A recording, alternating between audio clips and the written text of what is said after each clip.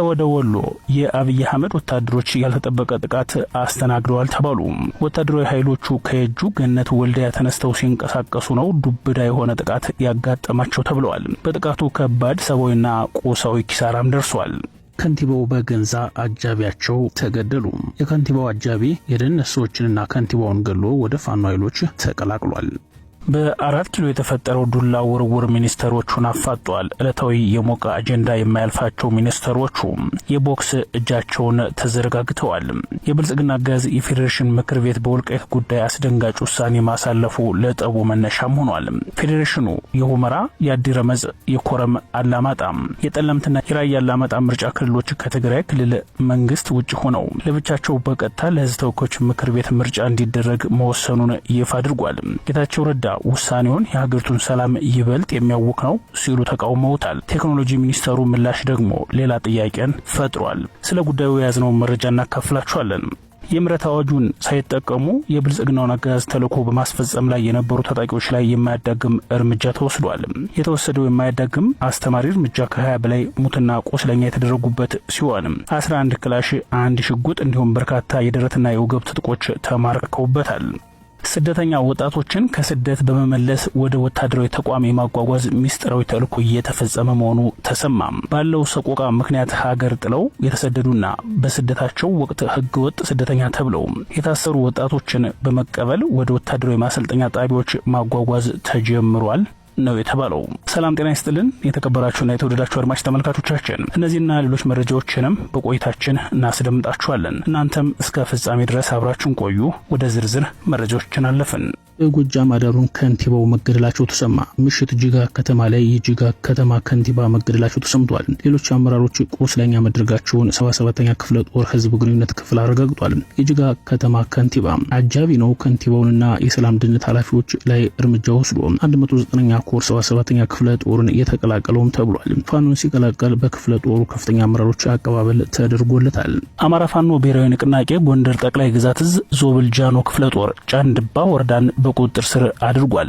ጠላት ከፍተኛ ምት ያስተናገደ ሲሆን ከሁለት ቦታ ጫንድባ፣ ኪቢና እና ኳክ የተባሉ ቀጠናዎች ላይ በተደረገ ተጋድሎ ከፍተኛ ኪሳራ አስተናግዶ ቀሪው ኃይል ወደ ጣቁሳ ድልጊ ተመልሷል ሲሉ ምንጮች ገልጸዋል። የሁለቱ ሚኒስተሮች ወግ ቀልብ ስቧል። ሁለቱም ግን ውለቢስና ማዘናጊያ መረጃዎችን ነው ያሰራጩት እየተባሉ ናቸው። ሁለቱ የ4 ኪሎ ሚኒስተሮች የቃላት ጦርነት ውስጥ የገቡ ሲሆን ጌታቸው ረዳና በለጠ ሞላ የሚኒስተሮች ምክር ቤት አባል ሲሆኑ አገኘው ተሻገር የሚመሩት ቢሮ ወልቃይትና ራያን በተመለከተ በወሰነው ውሳኔ ቃላት ምልልስ እያደረጉ ናቸው። ሚኒስተሩ የፌዴሬሽን ምክር ቤት ውሳኔን ደግፈው ውሳኔው የፕሪቶሪያ ስምምነትን ያከበረ ነው ብለዋል። ጌታቸው ረዳ የእናቱ ጌታቸው ረዳ ፓርቲም ከፕሪቶሪያ ስምምነት ያፈነገጠ በሚል በለጠ ሞላ ወርፈውታል። የፌዴሬሽን ምክር ቤት ደብዳቤን ተከትሎ የእናቱ ጌታቸው ረዳ ፓርቲም ከፕሪቶሪያ ስምምነት ያፈነገጠ በሚል ውሳኔውን ወርፎታል። የፌዴሬሽን ምክር ቤት ደብዳቤን ተከትሎ ምርጫ ቦርድ ያሳለፈው ውሳኔ ከፍተኛ ውዝግብን አስነስቷል። የተለያዩ የትግራይ ፓርቲ አመራሮች እንዲሁም ጊዜያዊ አስተዳደሩ ውሳኔው አደገኛ እንደሆነ አሳስበው ካልተቀለበሰ መዘዝ አለው ብለዋል። የቦርዱን ውሳኔ ከተቃወሙት አንዱ አቶ ጌታቸው ረዳ የስምረት ፓርቲ ፕሬዝዳንት እንደሆኑ አይዘነጋም። የፓርቲያቸውን አቋም በማያያዝ በማህበራዊ ትስስር ገጻቸው ላይ ሀሳባቸውን ገልጸዋል። ይህን ተከትሎ የኢኖቬሽንና ቴክኖሎጂ ሚኒስተር በለጠ ሞላ የአቶ ጌታቸውን መልእክት ከስክሪንሾት በማያያዝ ተቃውሟቸዋል። የምርጫ ቀጠናዎችን በተመለከተ መንግስት የወሰነው ውሳኔ ህጋዊና የፕሪቶሪያ ስምምነትን ያከበረ ነው ሲሉ ገልጸዋል። ከፕሪቶሪያ ስምምነት ያፈነገጡ ህጋዊ የፖለቲካ ድርጅቶች ህግ እንዲያከብሩ እናሳስባለን ሲሉም ገልጸዋል።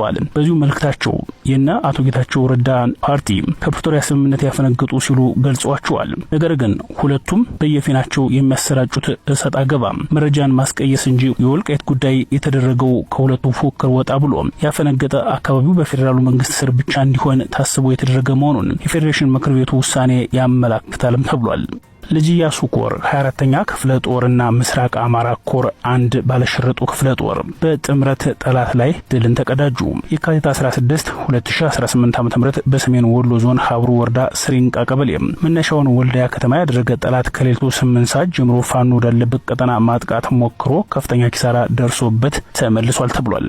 የአማራ ፋኖ ብሔራዊ ንቅናቄ ምስራቅ አማራ ቀጠና ሚኒሊክ ልጅ ኢያሱ ኮር 24ኛ ክፍለ ጦር እንዲሁም ባለሽርጡ ክፍለ ጦር በተጠቀሰው ቀን ጠላት ጠላትን አይቀጡ ቅጣት ቀጥተው ወደ መጣበት ወልዲያ ከተማ መልሰውታል። በተጋድሎ ከንጋቱ 12 ሰዓት ጀምሮ እልህ አስጨራሽ ፊልሚያ እየተደረገ እስከ ማታ 11 ሰዓት የዋለ ሲሆን በውጊያው ከባድ ኪሳራ ያስተናገደው ጠላት ከባድ መሳሪያ በመወርወር በንብረትና በሰው ሕይወት ላይ ከፍተኛ ጉዳት አድርሷል። ሞርተር በማስወንጨፍ የማህበረሰቡን ደን ከማቃጠሉም በተጨማሪ ከግለሰብ ቤት ላይ በመወርወር አንድ የቤተሰብ አባል ሙሉ ከባድ ቁስለኛ አድርጎ የተለመደውን ህዝብ የመጨፍጨፍ ተግባሩን አጠናክሮ ቀጥሏል ሲሉ የቀጠናው የመረጃ ምንጮች አስታውቀዋል። በመካነ ሰላም ግንባር ሙደለላ ተብሎ በሚጠራው አካባቢ ላይ አውደ ውጊያ መደረጉን በትላንት ዘገባችን መግለጻችን ይታወሳል። ዛሬ በወጡ ተጨማሪ መረጃዎች በቀጠናው በነበረው ውጊያ ከ20 በላይ የአገዛዙ ወታደሮች ሲሸኙ 11 ክላሽንኮቭ መሳሪያ ተማርኳል። ወደ ጠላት ካምፕ ጥሶ በመግባት እርምጃ የወሰደው የፋኖ ኃይል ሙትና ቁስለኛ ካደረጋቸው የአገዛዙ ወታደሮችና ከማረካቸው መሳሪያዎች በተጨማሪ ቁልፍ ወታደራዊ ጠቀሜታ ያላቸው የጠላት ይዞታዎችን በቁጥጥሩ ስር ማስገባቱን ለማረጋገጥ ተችሏል። የአማራ ፋኖ ብሔራዊ ንቅናቄ ያወጣውን የምረት አዋጅ ተከትሎ ከነሙሉ ትጥቃቸው እጃቸውን ለፋኖ የሰጡ የአገዛዙ ወታደሮች የተሃድሶ ስልጠና እየተሰጣቸው ሲሆን የምረት አዋጁን ባልተቀበሉ ወታደሮች ላይ የሚወሰደው እርምጃም ተጠናክሮ እንደቀጠለ ስለመሆኑ ፋኖ ገልጿል። የፖለቲካው ጉዳይ ያልገባቸውና የአማራ ጥላቻ ያለባቸው ሰላም አማራጭ የሌለው መፍትሄ ነው ሲሉ ይደመጣሉ። ሰላምን ምረጡ የሚለው ጥሪ ለጆሮ ይጣፍጣል፣ ነገር ግን ሰላም በምኞት አትመጣም። የአማራ ሕዝብ ወይንም ፋኖች ጦርነትን ፈልገው ሊዝናኑበት ጫካና ምሽግ አልገቡም። መከራው ግፉ መሯቸው እንጂ።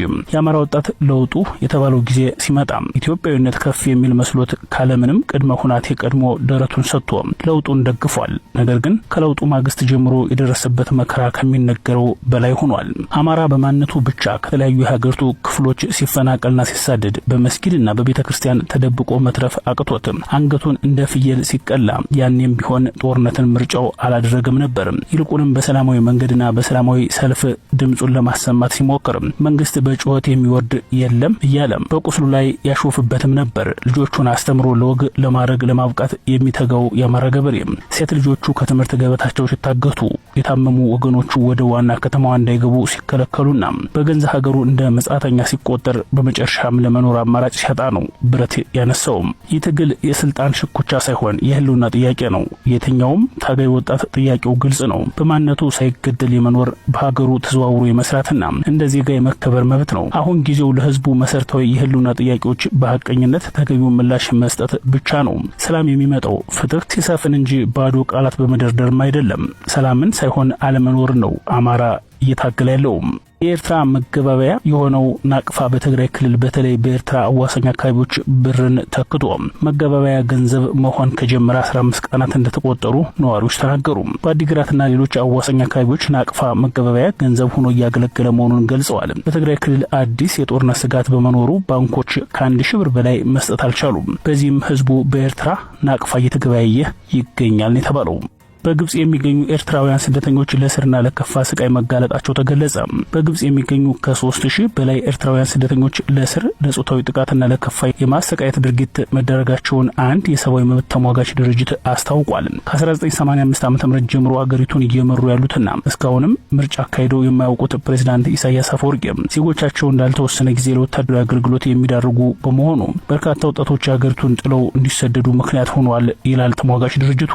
ሁማን ራይትስ ኮንሰርን ኤርትራ የተሰኘው ድርጅት ባወጣው ሪፖርት መሰረት ካለፈው ጥር ወር መጀመሪያ ጀምሮ ከ3000 በላይ ኤርትራውያን ስደተኞች በግብጽ ተይዘው ታስረዋል። ድርጅቱ የሰበሰባቸው ምስክርነቶችና ፎቶግራፎች እንደሚያሳዩት ታሳሪዎቹ በድብደባ በሙቅ ውሃና በኬሚካሎች በሚደርስ ቃጠሎ እንዲሁም በጾታዊ ጥቃት እየተሰቃዩ ይገኛሉ። በስር ላይ በነበረች አንዲት እናት ላይ በደረሰ እንግልት ምክንያት 2 ታዳጊ ልጆቿ ሕይወታቸው ማለፉን ድርጅቱ ገልጿል። በተመሳሳይ ኤርትራ ስደተኞቹን ከግብጽ በኃይል ለወታደራዊ ምልመላ እየመለሰች መሆኑን ተነግሯል። በኢትዮጵያና ኤርትራ መካከል ውጥረት መንገሱን ተከትሎ ግብጽ የኤርትራ ስደተኞችን ኢላማ ያደረገ የእስር ዘመቻዎችን አባብሳለች። ይህም ስደተኞቹን ለወታደራዊ ዓላማ ወደ ኤርትራ ለመመለስ የታሰበ ስለመሆኑም ተገልጿል። አምኒስቲ ኢንተርናሽናል ከጥር 10 2026 ጀምሮ በካይሮ፣ ጊዛ፣ አሌክሳንድሪያና ሌሎች ቦታዎች ላይ በኤርትራ ስደተኞች ላይ የእስር ዘመቻዎች ተጠናክረው መቀጠላቸውን አረጋግጧል። ግምቶች እንደሚያሳዩት ከ3000 በላይ የኤርትራ ስደተኞች ታስረዋል። አንዳንድ ሪፖርቶች ከ25000 በላይ ሊሆን ይችላል ሲሉም ጨምረዋል። እስካሁን ሪፖርቶች እንደሚያመለክቱት ከ5000 በላይ ስደተኞች ለወታደራዊ ዓላማ ወደ ኤርትራ ተመልሰዋል። ሌሎቹ ደግሞ በተለያዩ የእስር ቦታዎች ታስረው ይገኛሉም ሲሉ መረጃውን ይፋ አድርገዋል። እስራኤል በኢራን ላይ ሊገመት የማይችል እርምጃ እንደምትወስድ ጠቅላይ ሚኒስትር ኔታንያሁ አስጠነቀቁ። በጣም ውስብስብና ፈታኝ በሆኑ ወቅቶች ውስጥ እንገኛለን ሲሉ የእስራኤል ጠቅላይ ሚኒስትር ቤንጃሚን ኔታንያሁ ተናግረዋል። ኢራን በታሪኳ ምናልባትም ትልቁን ስህተት ሰርታ በእስራኤል ላይ ጥቃት የምትፈጽም ከሆነ ሊገመት በማይችልና እጅግ በላቀ ኃይል ምላሽ እንሰጣለን ሲሉ ጠቅላይ ሚኒስትሩ ጨምረው ገልጸዋል። ውድ ቤተሰቦች ለሰዓቱ ብታደምጧቸው ብለን ያዝንላችሁ አሁናዊ መረጃዎቻችን እየተከታተላችሁትን ይመስል ነበር። ከኛ ጋር ስለነበራችሁ ከልብ አድርገን እናመሰግናለን። በያላችሁበት የዓለም ዳርቻ ሁሉ ሰላማችሁ ይብዛ።